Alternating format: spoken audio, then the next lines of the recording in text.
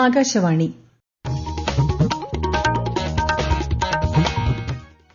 നമസ്കാരം.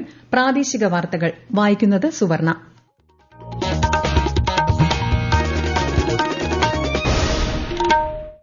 പ്രധാന വാർത്തകൾ. ലോക്സഭാ തെരഞ്ഞെടുപ്പിന്റെ അവസാനഘട്ട വോട്ടെടുപ്പ് സമാപിച്ചു. 5 മണിവരെ 58.34% പോളിംഗ്. ചൊവ്വാഴ്ച ഫലമറിയാം.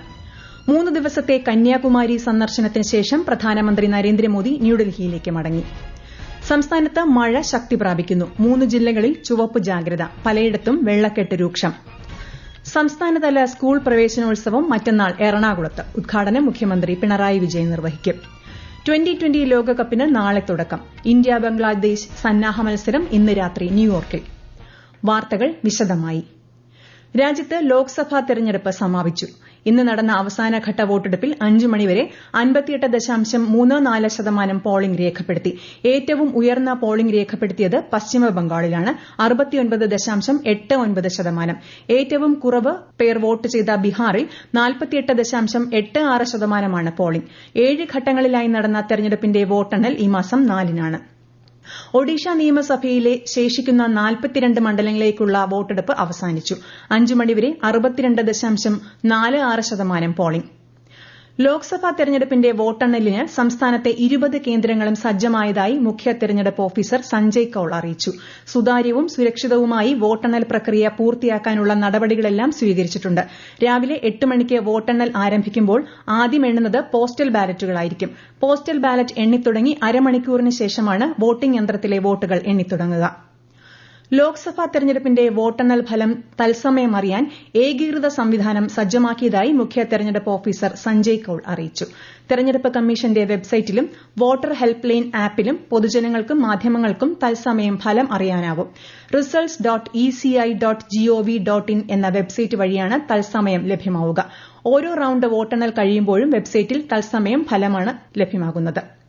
കന്യാകുമാരി വിവേകാനന്ദ പാറയിലെ ധ്യാനം കഴിഞ്ഞ് പ്രധാനമന്ത്രി നരേന്ദ്രമോദി ന്യൂഡൽഹിയിലേക്ക് മടങ്ങി. കന്യാകുമാരിയിൽ നിന്ന് ഹെലികോപ്റ്റർ മാർഗം തിരുവനന്തപുരം വിമാനത്താവളത്തിൽ എത്തിയതിനു ശേഷം വ്യോമസേനയുടെ പ്രത്യേക വിമാനത്തിലാണ് അദ്ദേഹം മടങ്ങിയത്. ധ്യാനം പൂർത്തിയാക്കിയ ശേഷം പ്രധാനമന്ത്രി തിരുവള്ളുവർ പ്രതിമ സന്ദർശിച്ചിരുന്നു. തെക്കുകിഴക്കൻ അറബിക്കടലിൽ കേരള തീരത്തിനരികെ ചക്രവാത ചുഴി രൂപപ്പെട്ടതായി കേന്ദ്ര കാലാവസ്ഥാ വകുപ്പ്. സംസ്ഥാനത്ത് നാളെ വരെ ശക്തമായ മഴയ്ക്ക് സാധ്യതയുണ്ട്. ഇന്ന് തൃശൂർ, മലപ്പുറം, കോഴിക്കോട് ജില്ലകളിൽ ചുവപ്പ് ജാഗ്രത പ്രഖ്യാപിച്ചു. ഇടുക്കി, പാലക്കാട്, വയനാട് ജില്ലകളിൽ ഓറഞ്ച് ജാഗ്രതയും പത്തനംതിട്ട, ആലപ്പുഴ, കോട്ടയം, എറണാകുളം, കണ്ണൂർ, കാസർഗോഡ് ജില്ലകളിൽ മഞ്ഞ ജാഗ്രതയുമാണ്. തെക്കൻ കേരള തീരത്തും ലക്ഷദ്വീപ് പ്രദേശത്തും നാളെ വരെ മത്സ്യബന്ധനത്തിന് വിലക്കുണ്ട്. മലപ്പുറം ജില്ലയിലെ വ്യാപക മഴ ജനജീവിതത്തെ ബാധിച്ചു. പ്രധാന നദികളിലെല്ലാം ജലനിരപ്പ് ഉയർന്നിട്ടുണ്ട്. വിശദാംശങ്ങളുമായി ആകാശവാണി മലപ്പുറം ജില്ലാ പ്രതിനിധി സുരേഷ് ബാബു. മലപ്പുറം ജില്ലയിൽ രാവിലെ മുതൽ വ്യാപകമായി മഴ ലഭിക്കുന്നു. തീര മലയോര മേഖലകളിൽ മഴ ജനജീവിതത്തെ സാരമായി ബാധിച്ചിട്ടുണ്ട്. പൊന്നാനി, പരപ്പനങ്ങാടി പ്രദേശങ്ങളിൽ മഴയിൽ ഗതാഗത തടസ്സമുണ്ടായി. പൊന്നാനി ഗുരുവായൂർ ഹൈവേയിൽ വെള്ളക്കെട്ട് രൂപപ്പെട്ടതിനെ തുടർന്ന് മണിക്കൂറുകളോളം ഗതാഗതം മുടങ്ങി. പരപ്പനങ്ങാടിയിൽ ഒരു റോഡ് ഭാഗികമായി തകർന്നു. നിലമ്പൂർ, പെരിന്തമണ്ണ എന്നിവിടങ്ങളിൽ കനത്ത മഴയിൽ വ്യാപാര സ്ഥാപനങ്ങളിലേക്ക് വെള്ളം കയറി. ജില്ലയിലെ പ്രധാന നദികളായ ഭാരതപ്പുഴ, കടലുണ്ടി, ചാലിയാർ എന്നിവയിലെല്ലാം ജലവിധാനം ഉയർന്നിട്ടുണ്ട്. തീര മലയോര മേഖലകളിൽ അധികൃതർ ജാഗ്രതാ നിർദ്ദേശം നൽകിയിരിക്കുകയാണ്. കോഴിക്കോട് ജില്ലയിൽ ഉച്ചയ്ക്ക് ശേഷം മലയോര മേഖലയിൽ ശക്തമായ മഴ ലഭിച്ചു. നഗരപ്രദേശങ്ങളിൽ മിതമായ മഴയാണ് ലഭിച്ചത്. തൃശൂരിലെ മഴയുടെ ശക്തി കുറഞ്ഞിരുന്നെങ്കിലും അതിശക്തമായ മഴയാണ് ഇപ്പോൾ ലഭിച്ചുകൊണ്ടിരിക്കുന്നത്. നഗരത്തിലെ വെള്ളക്കെട്ട് കുറഞ്ഞു വരുന്നതിനിടെയാണ് വീണ്ടും മഴ ശക്തമാകുന്നത്. കൂടുതൽ വിവരങ്ങളുമായി ആകാശവാണി തൃശൂർ ജില്ലാ പ്രതിനിധി ഭരിത പ്രതാപ്. കഴിഞ്ഞ 3 മണിക്കൂറിൽ കുന്നംകുളത്ത് പെയ്തത് 105 മില്ലിമീറ്റർ മഴയാണ്. വെള്ളാനിക്കരയിൽ 83 മില്ലിമീറ്ററും പീച്ചി, വിലങ്ങൻകുന്ന് മേഖലയിൽ 75 മില്ലിമീറ്ററും മഴയാണ് ലഭിച്ചത്. ചാലക്കുടിയിൽ 71 മില്ലിമീറ്ററാണ് മഴ ലഭിച്ചിരിക്കുന്നത്. വലപ്പാട് കോതക്കുളം ബീച്ച് വാഴൂർ ക്ഷേത്രത്തിന് സമീപം ഇടിമിന്നലേറ്റ് 42 വയസ്സുള്ള നിമിഷ എന്ന ഒരു സ്ത്രീ മരിച്ചിട്ടുണ്ട്. കുറുമാലിയിൽ ഇടിമിന്നലേറ്റ് ഒരു ഗൃഹനാഥൻ മരണമടഞ്ഞിട്ടുണ്ട്. വീടിനകത്തിരിക്കുമ്പോഴാണ് അദ്ദേഹത്തിന് ഇടിമിന്നലേറ്റത്. കനത്ത മഴയിൽ പലയിടങ്ങളിലും വീടുകൾ തകർന്നു വീഴുകയും വൈദ്യുതി ബന്ധം തകരാറിലാവുകയും ചെയ്തിട്ടുണ്ട്. തൃശൂർ ജില്ലയിലെ വിനോദസഞ്ചാര കേന്ദ്രങ്ങളായ Vilangankunnu, Kalashamala, Enamavu, Poomala dam, Peechi dam, Vazhani dam, Thumboormuzhi dam എന്നിവിടങ്ങളിലെല്ലാം വിനോദസഞ്ചാരികൾക്ക് പ്രവേശനം ഉണ്ടായിരിക്കുന്നതല്ല എന്നുള്ള അറിയിപ്പും വന്നിട്ടുണ്ട്. കൊച്ചിയിൽ രാവിലെ ശക്തമായ ഇടിയും മഴയും ഉണ്ടായി. 1 മണിക്കൂറിലധികം പെയ്ത മഴയിൽ തോപ്പുംപടി, മുണ്ടംവേലി, സാന്തോം, ചുള്ളിക്കൽ പ്രദേശങ്ങൾ വെള്ളക്കെട്ടിലായി. കേരള തീരത്തും തെക്കൻ തമിഴ്നാട് തീരത്തും ഇന്ന് രാത്രി 11:30 വരെ ഉയർന്ന തിരമാലയ്ക്കും കടലാക്രമണത്തിനും സാധ്യതയുണ്ടെന്ന് ദേശീയ സമുദ്രസ്ഥിതി പഠന ഗവേഷണ കേന്ദ്രം അറിയിച്ചു. ഈ വാർത്തകൾ ആകാശവാണിയിൽ നിന്ന്. മധ്യവേനൽ അവധിക്ക് ശേഷം സംസ്ഥാനത്തെ സ്കൂളുകൾ മറ്റന്നാൾ തുറക്കും. സംസ്ഥാനതല പ്രവേശനോത്സവം മറ്റന്നാൾ രാവിലെ Ernakulam Elamakkara government higher secondary സ്കൂളിൽ മുഖ്യമന്ത്രി പിണറായി വിജയൻ ഉദ്ഘാടനം ചെയ്യും. ജില്ലാ തദ്ദേശ അടിസ്ഥാനത്തിൽ എല്ലാ സ്കൂളുകളിലും പ്രവേശനോത്സവം സംഘടിപ്പിക്കും. അതേസമയം പുതിയ അധ്യയന വർഷത്തിൽ മലപ്പുറം ജില്ലയിൽ വിദ്യാർത്ഥികൾക്ക് സുഗമവും സൌകര്യപ്രദവുമായ ബസ് യാത്ര ഉറപ്പാക്കുമെന്ന് ജില്ലാ കളക്ടർ വി.ആർ. വിനോദ് പറഞ്ഞു.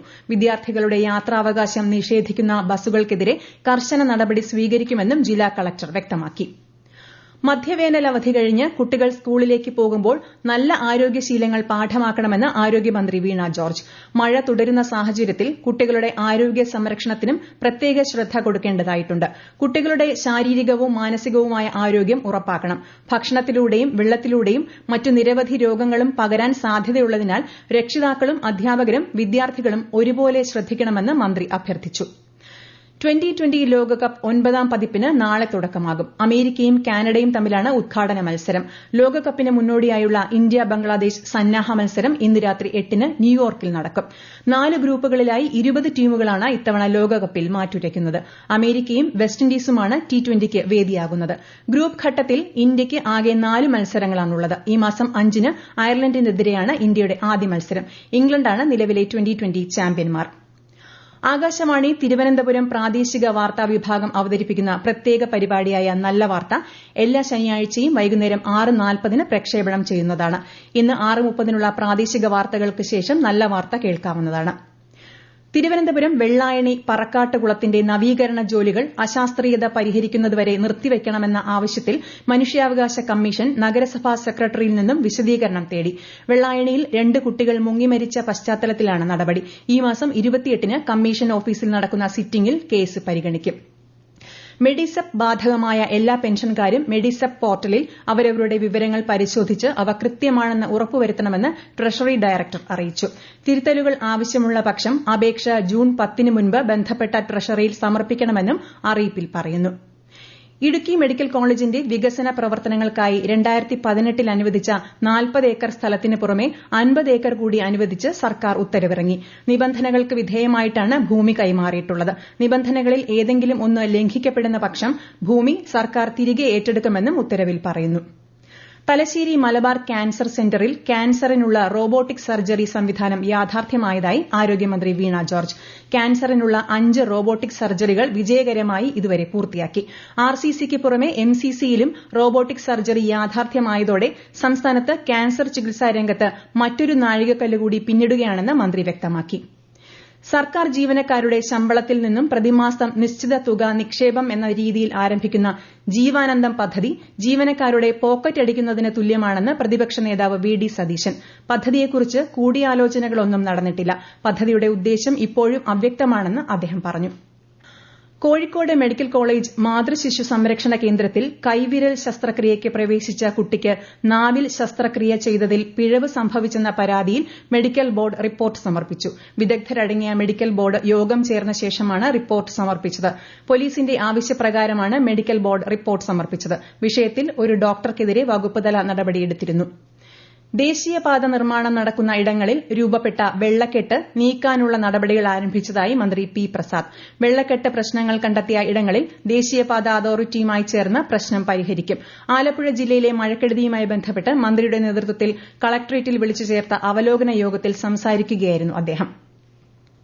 സാമൂഹിക മാധ്യമങ്ങളിലുൾപ്പെടെ തെറ്റിദ്ധാരണകളും വ്യാജ വാർത്തകളും പ്രചരിപ്പിക്കുന്നവർക്കെതിരെ കർശന നടപടി സ്വീകരിക്കുമെന്ന് കോഴിക്കോട് ജില്ലാ കളക്ടർ സ്നേഹിൽ കുമാർ സിംഗ്. ലോക്സഭാ തെരഞ്ഞെടുപ്പ് ഫലപ്രഖ്യാപനത്തിന് മുന്നോടിയായി വിളിച്ചു ചേർത്ത യോഗത്തിലാണ് അദ്ദേഹം ഇക്കാര്യം വ്യക്തമാക്കിയത്. പ്രധാന വാർത്തകൾ വീണ്ടും. ലോക്സഭാ തെരഞ്ഞെടുപ്പിന്റെ അവസാനഘട്ട വോട്ടെടുപ്പ് സമാപിച്ചു. 5 മണിവരെ 58.34% പോളിംഗ്. ചൊവ്വാഴ്ച ഫലമറിയാം. 3 ദിവസത്തെ കന്യാകുമാരി സന്ദർശനത്തിന് ശേഷം പ്രധാനമന്ത്രി നരേന്ദ്രമോദി ന്യൂഡൽഹിയിലേക്ക് മടങ്ങി. സംസ്ഥാനത്ത് മഴ ശക്തി പ്രാപിക്കുന്നു. 3 ജില്ലകളിൽ ചുവപ്പ് ജാഗ്രത. പലയിടത്തും വെള്ളക്കെട്ട് രൂക്ഷം. സംസ്ഥാനതല സ്കൂൾ പ്രവേശനോത്സവം മറ്റന്നാൾ എറണാകുളത്ത്. ഉദ്ഘാടനം മുഖ്യമന്ത്രി പിണറായി വിജയൻ നിർവഹിക്കും. 2020 ലോകകപ്പിന് നാളെ തുടക്കം. ഇന്ത്യ ബംഗ്ലാദേശ് സന്നാഹ മത്സരം ഇന്ന് രാത്രി ന്യൂയോർക്കിൽ. പ്രാദേശിക വാർത്തകൾ കഴിഞ്ഞു. അടുത്ത വാർത്താ പ്രക്ഷേപണം 7:25-ന്.